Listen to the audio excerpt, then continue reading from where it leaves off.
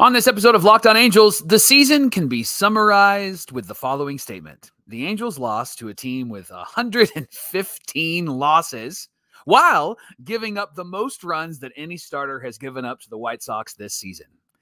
Yippee. It's time to get locked on with Mike and John, and this is Locked On Angels.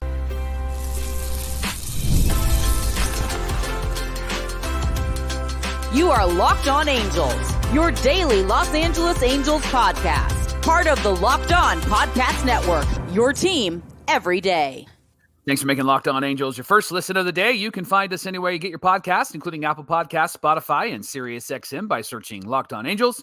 And if you'd like to get back to the Super Halo Bros for all the Super Halo content, here's some things that you can do. Leave us a rate and a review on Apple Podcasts. If you're watching on YouTube, hit that thumbs up button. And if you're not subscribed already, please subscribe and become a Locked On Everydayer. And whether you're watching or listening, come over to YouTube, leave a comment. It's one of the best ways to get in touch with us and be a part of the conversation. And this episode of Locked On Angels is brought to you by FanDuel now through September 22nd. All FanDuel customers can bet $5 and get a 3-week free trial of NFL Sunday Ticket from YouTube and YouTube TV. Visit FanDuel.com to get started. Thanks for being here for this episode of Locked On Angels, where it's your team every day. You've got the Frisch Brothers here with you, a.k.a. the Super Halo Bros. My name is John, and that's my brother Mike. And my name is Mike, and that's my brother John. Hey, we're coming up on the end of our third season here at Locked On Angels. We're talking Angels baseball Monday through Friday, every single weekday. And we'll be doing that through the off season as well, which is very exciting. But not so much an exciting night against the White Sox on Monday night. On today's show, we'll be talking about that game, of course. We're going to give you some draft pick updates from this year's 2024 player draft and some really good news about the minor leagues. But Mike, got to talk about that loss against the White Sox. Can I just say before you get into it, how much this game felt like the worst of, 2021, 22, 23, that sort of thing. We even had an appearance from Justin Anderson, old Angel friend alert, who was pitching out of the bullpen. Didn't have any control. Well, he certainly had control against the Angels in the ninth inning when he finished out the game. But man, it just without Logan O'Hoppe in the lineup, with Joe Adell hurt, Mickey Moniak's out of the lineup, Ben Joyce isn't pitching. I struggled to find a reason to stick with this game.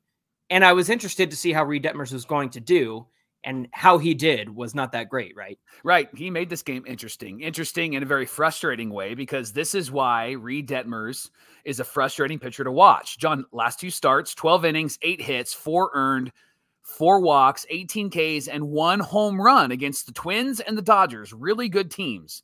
And his response to those starts, when he was talked after the game, when he gave a short statement after the game, was kind of like, yeah, sure. Well, I don't know why anybody's surprised, right? He even said his minor league time was like, yeah, I really didn't learn anything, didn't do anything, right? Like that was kind of his attitude. And then last night happened, and I think his attitude is a reflection of what happened last night. He's kind of it was nonchalant. I know he threw a fit in the dugout, but this game was the epitome of Reid Detmers' career so far, where he is just so good. And then you can't get the White Sox out. 5 1/3, 7 hits, 7 runs, the most runs that the White Sox have scored off a starter all season long. 3 walks, 7 Ks, 3 home runs. It's the home run ball, John, that has been the detriment for the Angels and the starters this season. And John, until he figures this out, and I'm a Detmers fan, until he figures this out, he's not going to be the ace or even at the top of this rotation that everybody thought he could be, right? Well, and to give up the 3 runs in the first inning,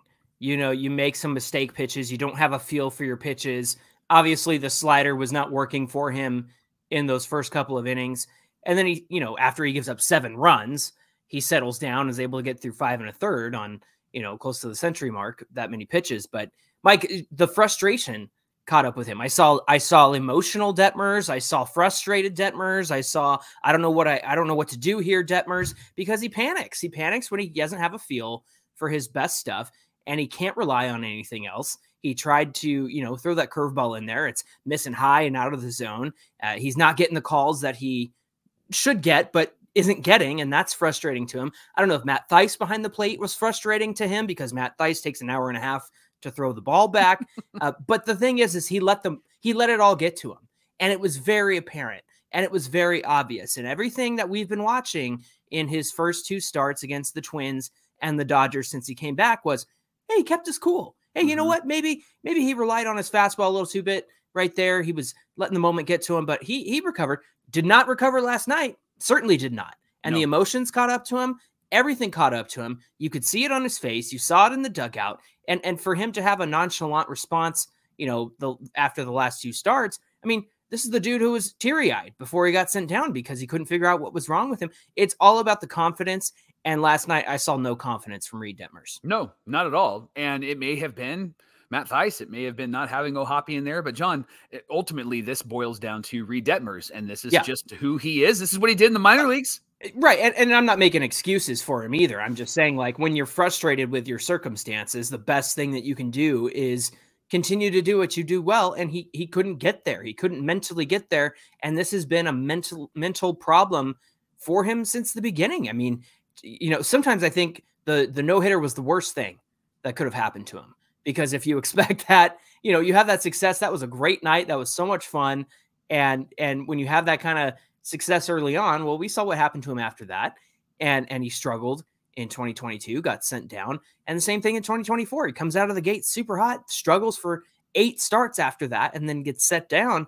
And sometimes I'm kind of speechless right now. It's just a matter of where's your confidence? Where's the guy that has good stuff? Like, I just don't know why it's hard for pitchers. And I'm speaking as a total non-athlete baseball person. I just don't know why it's so hard to trust the stuff that you have. I understand some nights you might not have a feel for it and that sort of thing, but I don't know what the mental block is for a lot of these guys. It's not just Detmers, Mike. It's Sandoval. It's all of these guys. They take forever to get over the hump. And I know Detmers is 24 years old. I'm not closing the book on him right now or anything like that. But my goal with him coming back in these short few games at the end of the season was to see a different Detmers. And I saw a different Detmers in the first 2 games. Like I said, I saw a guy who overcame his emotions and got past that. Didn't see that against the White Sox. No, not at all. And that's the gap between Angel pitching and other good starting pitching. Justin Verlander battles through these things. Greg Maddux would battle through these things. Even guys like Michael Lorenzen would battle through these can we lower the bar? Yeah, and that's why I paused for a moment, because I'm thinking through, like, who would it be? But even Michael Lorenzen has moments where he's like, okay, I'm gonna battle through this, right? And that's the thing that with Reid Detmers is he's either really on or he's really off. There's no middle ground. There's no consistency with him, and so he's just a really frustrating pitcher. And I get why he was frustrated last night. John, we can talk about the coaching, and was it Barry Enright or was it this guy? Was it Matt Wise? Or we can talk about, Ron Washington or previous, Phil Nevin. But ultimately it boils down to these guys. It boils down to what these guys are doing with the talent that they have. Mm-hmm. And unfortunately, they just can't seem to figure it out day after day after day. It's day, pause, couple days, then they figure it out again, pause, couple days, then they figure it out again, right? There's no consistency. There's no emotional awareness. There's no baseball IQ. It's just, I don't want to chalk this up to just one of those games, right? Because this is an opportunity for you to have 3 great starts in a row, especially against the team that hasn't been great this year. And you end up giving them more runs than they've scored off of any starter in the entire season. They only have 36 wins, including the one last night. Yeah. Are we surprised? Are we surprised at this fact at all? I mean, I know they took 2 from the A's coming into this game over the weekend, and so now they have 3 in a row.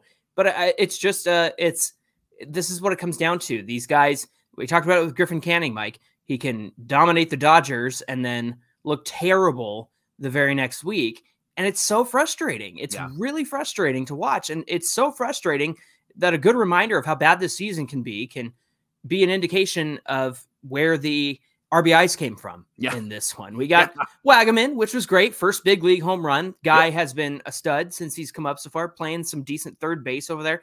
Jordan Adams, Miguel Campero, Charles LeBlanc.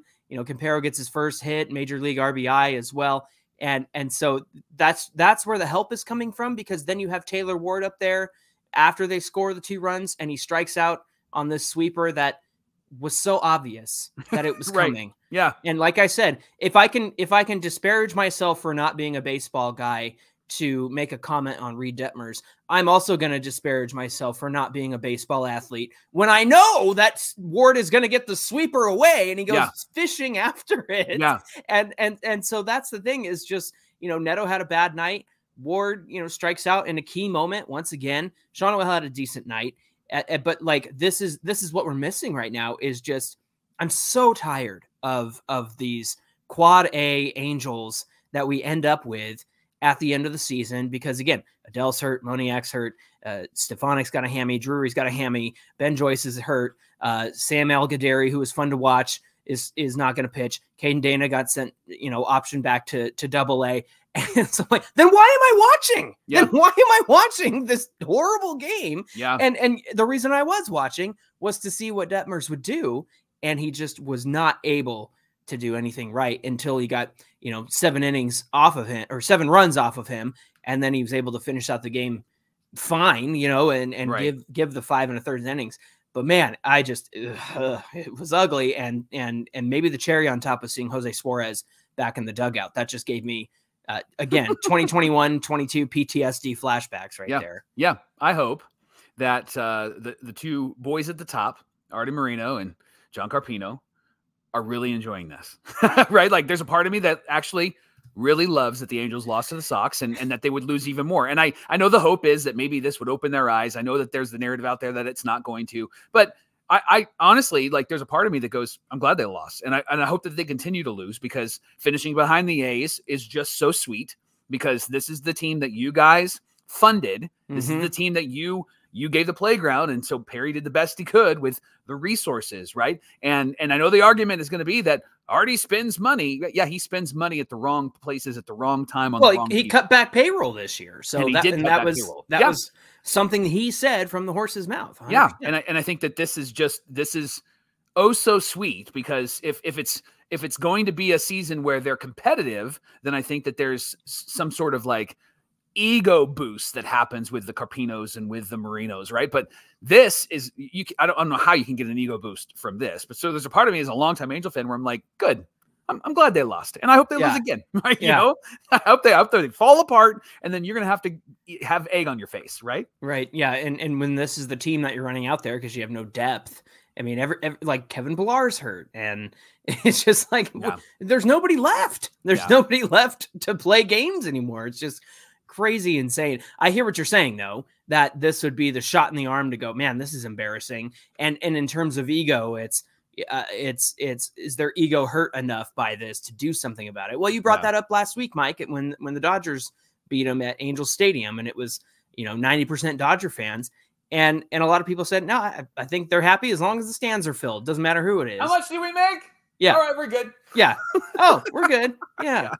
Exactly. I think that's the problem. And, to watch that game last night, it frustrates me so badly because if we had gotten a Detmer start, much like the first 4 runs is not anything.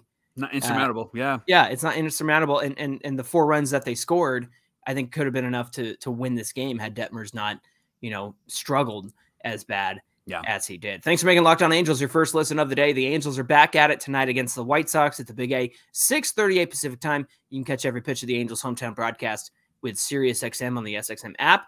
Just search Angels. Michael? Johnny, did you hear the story about the catcher that was playing for the Twins that was giving in the minor leagues was giving the balls and strikes or the like that scene in Space Jam where the catcher's telling Michael Jordan what to do? Yeah. Can we get that guy to catch for us? Maybe that'll speed the season up a little bit. Well, coming up on Locked On Angels, speaking of minor leagues, we got some good news about the minor leagues last week. We're going to share what that is, and we'll get into the details coming right up. Locked On Angels is brought to you by Prize Picks. It's America's #1 daily fantasy sports app with over 5 million active members. And it's the easiest and most exciting way to play daily fantasy sports. Unlike other apps, Prize Picks just allows you to play against the numbers. All you need to do is pick more or less on 2 to 6 player stat projections and watch the winnings roll in. And right now you can win up to 100 times your money on Prize Picks with as little as 4 correct picks. Here's an example of what your player projection lineup could look like. You could take Tyreek Hill, plays for the Dolphins, for more than 90 receiving yards, or maybe perhaps less because Tua isn't going to be the quarterback. So that could be your option. Dak Prescott, maybe for more than 263 passing yards or less because he looked terrible on Sunday, which was fun. Josh Allen, who plays for the Bills, you could take less on 240 passing yards because maybe the running game is going to be strong. Or CeeDee Lamb, who's also playing for the Cowboys, maybe more than 96 receiving yards, although it is Dak Prescott. You're not sure what you're getting. Those are the types of picks that you could select. And once you select more or less, you're all done. And then when you download Prize Picks, make sure that you use our promo code LOCKEDONMLB. They're going to give you $50 instantly when you play $5. Again, LOCKEDONMLB, $50 instantly when you play $5. Don't even need to win. You're going to be up $45. It's guaranteed. Prize Picks, run your game. This is the Locked On Podcast Network, where it's your team every day. We thank you for making Locked On Angels your first listen of the day. And everydayers, we are so excited to be part of this event. It's the O'Hoppe All-Star Bowl taking place on October 5th at Cal Bowl in Lakewood from 1 to 4 p.m. We are raising money for a nonprofit organization called Corey's Promise. Corey Phelan was a teammate of Logan's back when they were in the Phillies minor league system. Unfortunately, Corey passed away from leukemia. And in his honor, this foundation helps families whose children are dealing with pediatric cancer. They walk alongside them. They help offset the cost of what goes into battling that cancer. And as everydayers, we're inviting you to join us, and you can get your tickets to bowl with Logan O'Hoppe, bowl with the Super Halo Bros, bowl with some of his Angels teammates. We're so excited to see you there. If you want to get your ticket, there's a link in the episode description below. Just click that link, and when you check out, use our code BROS, B-R-O-S, to get $50 off your ticket. Again, the episode description has the link, and you can get your ticket for $50 off when you use our code BROS, B-R-O-S. We're so excited to be part of this, and we hope that you'll be able to join us on October 5th for the O'Hoppe All-Star Bowl. John, some good news about the Angels organization. MLB Pipeline released their top 10 farm systems based on pitching. Everydayers, the Halos were listed as number 4. That was not a mistake. Here's the list. We're number 4. We're number 4. That's what it felt like at the White Sox Angels game last night. Yeah. So here's the top 10. Dodgers number 10, Reds number 9, Rockies 8, Marlins 7, Braves 6, Nationals 5, Angels number 4, Cards, Sox, and Pittsburgh round out the top 10. John, here's what they had to say about the Angels minor league system. The Angels farm system has been known mostly for getting draftees quickly to the big leagues, but they're starting to amass some mound talent. And then they list some of the names that we're all familiar with, including Caden Dana, who obviously recently made his debut, then is all finished with the season. They sent him back down. But thanks to the draft and to trades, the Angels have 5 hurlers in their top 10, including George Clausen, who's probably got the best stuff in the minor leagues. John, half of the club's top 30 prospects are pitchers. How about that? That's something new. Now, for everybody who always throws out the rankings and always throws out all of that information and say, well, they're just not going to eat your heart out because they are ranked number 4 in pitching. Is that some good news, John, for a bad season? It's great news for a bad season, but there is also a portion that concerns me, Mike, and it's the idea that despite being the 4th best pitching system, they are still the 29th ranked farm system. So it concerns me, like, how bad are the bats? How bad is the offense? Yeah. And look, we've had some good surprises, like Wagaman coming up, doing really well for himself. Certainly somebody that, is more productive than Rendon has been, right? He actually hit a home run this season, and Rendon has not. And he's played some decent third base too. And he's on the field. That's also an important aspect. But yes, I will say that this is very good news. And I think it's a credit to the idea that they're trying to build back what they've been lacking for so long. And that's just a steady stream of arms that can come up through the system. I understand not everybody's going to be a starter, but at the very least, you can look to 2025 and you can see a world where they build their bullpen with pretty much guys in the system or Yeah. from the system. Yeah. Obviously, Ben Joyce is going to be there. Hopefully, they get back Robert Stevenson early in the season. And obviously, that's a free agent signing. But I don't think it's going to take much to change the trajectory of the bullpen. In fact, the bullpen's been one of the best parts of this season, to be honest with you. And I know it's had a lot of veterans carry it, but then you look and see some of the young guys that are exciting. Ryan Zefferjohn, and I really like Ryan Miller. Brock Burke still has some years of arbitration left if they decide to keep him around. Obviously, Ben Joyce at the end of that bullpen. We still haven't seen guys like Eric Torres, or, we might get excited for oh gosh, he's in AAA. I always bring up his name. It's a hyphenated name. Michael Darryl Hicks. We haven't seen him yet. And so I think that there's a lot of places you can reach down and pull some guys into the bullpen. And then you consider the starting rotation. And, Gooby and Wayne were talking about, really the only two spots solidified in the rotation to start the year is going to be Tyler Anderson, if he's still part of this team, and Jose Soriano. I think those are it's right of them to say that those are the two guys that you can really count on, because, I've shared my frustrations with Griffin Canning. We're not going to see Patrick Sandoval until at least the end of next season.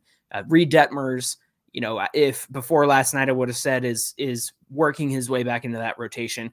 But then you have options like Kohanowitz. You could go to Dana. You could go to Clausen. You could go to Sam Bachman. You could go to Sam Algaderi and consider those guys as well. So there's so many options here. Some guys we haven't even seen yet. Some guys that could make an impact in the starting rotation. Some guys that could make an impact in the bullpen. And so there's quite a future here. And a couple of weeks ago, I think I did a fan mail episode, and it was just me. And I talked about that 2021 draft. And reasonably, there are about 8 pitchers, 10 that were drafted that have major league potential. And then I took away the ones that were traded away. And there's about 8 guys out of those 19 guys that make a case for themselves of, you know what, they could be something in this rotation or in this bullpen. I didn't even mention Chase Silseth, another one that they could turn to. So just a lot of hope there. So those are my thoughts on the matter. I finally see some good news. And you know what? If somehow these Angels end up with the number 1 pick because of the draft lottery, again, they sit at about 18% chance of snagging that number 1 pick. We might be talking about somebody else come next year as well. What are your thoughts? I want to see Algaderi in the starting rotation next year. What I saw just glimpses was really impressive. And what was impressive was the grittiness, was the guttiness, was the, I know what I need to do. Right. And I would be about 80%, 85% on Kohanowitz, just simply because he's been somebody who has pitched quality starts since coming back from the minor leagues. He's somebody that you can count on. He's somebody that knows what he needs to do. He's had some games where he's overthrown some pitches or thrown a pitch too much because he couldn't locate. But that was the thing. I'm just going to go to the pitch that I know I can locate. I'm not going to throw a fit. And then after the game, I'm going to say, I know what I need to work on. That's what I've loved about Algaderi, and that's what I've loved about Kohanowitz, and that's what we don't get from the other guys in the starting rotation. And quite frankly, John, I think that I would give these younger guys a leg up in the run for the starting rotation, just to irritate Reid Detmers and those other guys, because I would want them to know, like, let's treat this like high school ball. You're going to get cut, right? I'm going to put you in the minor leagues because you just haven't given me anything that would get me excited. And those young guys have given me something to be excited about. Yeah, we've gone from, if you can't hold your weight, you're not going to be part of this team, and da-da-da-da-da-da. And we have seen chance after chance after chance after chance for some of these guys.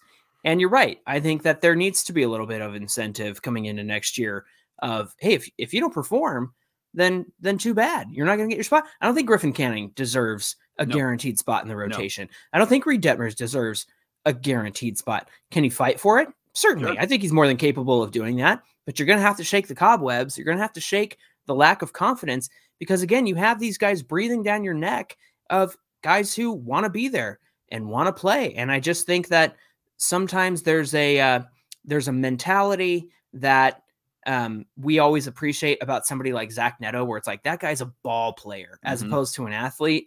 And I think that can be the same thing can be said about pitchers, Mike. Like, obviously, if you're a pitcher, then you're a ball player. But man, just the complete lack of a mental game that comes along with pitching sometimes, where you want to be inside the hitter's head and make them think they know what you're going to throw next. And sometimes it's just you don't see it. You don't see it at all with some of these starters. You don't see any.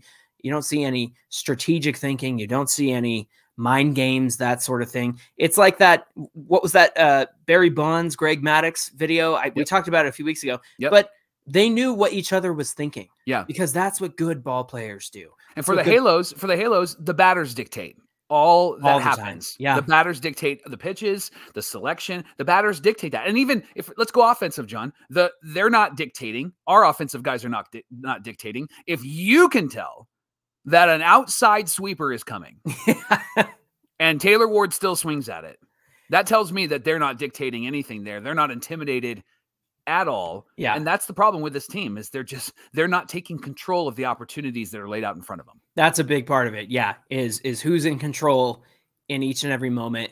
And I think the Halos are sorely lacking that. Hopefully, with this good news about the pitchers in the system, we start to see a turnaround there. So, for all the doubters, for all the doubts that people have had about Perry Manassian and the teams he's been put together at the major league roster, again, we think that points back to Artie Moreno and the payroll. But when it comes to building something worthwhile in the minors, I think that's where Perry's had the most success. Locked On Angels is brought to you by FanDuel. It's America's #1 sports book, and they got a little something different for you now through September 22nd. So that's this coming Sunday. All FanDuel customers can bet $5 and then get a 3-week free trial of NFL Sunday Ticket from YouTube and YouTube TV. Then with YouTube TV, you got a base plan, and you'll be able to watch every regular season Sunday afternoon out of market game. And you might just go, I'm going to keep this because I want to watch these games. So all you need is a Google account, current form of payment. And if you want to cancel, you can cancel at any time. It just takes you betting $5, which is fantastic. And then FanDuel is going to give you an opportunity for 3 weeks free trial NFL Sunday Ticket. Just visit FanDuel.com/lockedon to download America's #1 sportsbook. Mike, friend of the podcast, Jared Timms, tweeted out some updates on what's currently going on with the draft picks from 2024. If you don't follow Jared on Twitter, you should, because he's always keeping up with the minor leagues and giving great stats and things like that. And this caught our attention because it had to do with what these guys have done since they've been drafted. Of course, Christian Moore had a great season and even came back from the knee injury. The word is that he's going to the instructional league, so his season is over. Probably will not be up in the big leagues this season. Mike, a 984 OPS in his first 25 professional games. So really great news about Christian Moore. Something exciting for the future as well. Are you bummed that he won't be up, or do you think that's a smart move? I'm fine with it. The knee thing scares me. It felt like they were like, yo, we're going to take it gingerly with him. We're going to take it easy. And you know what? He came back, he DH'd, didn't play the field, and he still hit really well. Mm-hmm. Didn't hurt himself again. And that's my biggest thing is like, can we just not push the issue with these guys? I even think, like I said before, I want to see more Caden Dana. I want to see more Sam Aldegari, but the problem is Aldegari's hurt. Dana has thrown more innings than he's thrown in his entire life. And I think you got enough of a sample size there to understand what you have. So for Christian Moore, I'd rather not push the issue, and for the Angels to show some restraint in that regard. Yeah, I think is actually a pretty good thing, to be honest with you. Yeah. So here's some updates as the next 19 guys, the top 20, but Christian Moore obviously was #1. Here's the next 19 guys, what they've done. You'll notice a trend. So I'm going to read the first 5, and you'll hear a trend. Chris Cortez, #2 pick, DNP. The supplemental draft pick, Ryan Johnson, DNP. Then Ryan Prager, DNS. And then Austin Gordon, a DNP. And then Dylan Jordan, a DNP. So I'll explain that in just a moment, John, but give us what happened with picks 6 through 10. Yeah, Peyton Olenek was in single A. 6 1/3 innings pitched, 2.84 ERA, 11 strikeouts, 3 walks. Bridger Holmes was in single A, 17 2/3 innings pitched, a 5.09 ERA, 19 Ks, 13 walks. Randy Flores in single A slashed a 203 average, 286 on base, 329 slugging. That was good for a 65 weighted runs created plus and 6 extra base hits. Derek Clark was also in single A, 8 innings pitched, no earned runs given up, 10 strikeouts, 0 walks. Love that. And then Ryan Nicholson in single A slashed a 292 batting average, a 403 on base, and a 504 slugging. That was good for a weighted runs created plus of 143 with 16 extra base hits. One of the most popular picks, one of the most well-known picks was pick 11, Trey Gregory Alford. He had a DNP. Then Fran O'Shell, also a DNP. Fulton Lockhart had 13 innings pitched, 2.77 ERA. And then Nahir Victor in single A, 7 2/3 innings pitched, struggled. His ERA was up over 7. And then DNP for pick number 15, 16, and 17. And then David Mershon in double A batted 276 with a 342 on base and a 306 slugging with a 97 weighted runs created plus. Then 19 and 20, Connor Gatewood and Zachary Redner, both a DNS and a DNP. What the heck are you talking about with this DNS and this DNP? Are you writing code? Are you, Yes. Hacking my computer? Are you hacking our listeners Yeah. as you say this? What's the deal with that? So DNS did not start, DNP did not play. And so Jared was asked, how come these guys, most of them were pitchers, how come these guys didn't pitch? And he said they pitched a lot in high school or they pitched a lot in college. And the Angels didn't want to overwork their arms, wanted to give them a fresh start next season, wanted to get them into their workout regime in the minor leagues and start at spring training next year with a normal season, start fresh, don't want to overwork, tire them out, which I think, Johnny, is a smart move, right? Restraint? More restraint on the part of the Angels? Yeah, you're telling me it's a smart move. And look, like there's no before the draft pick, and we had 4 top 100 picks, right? Do I have that right? 4 Yes. top 100. Yes.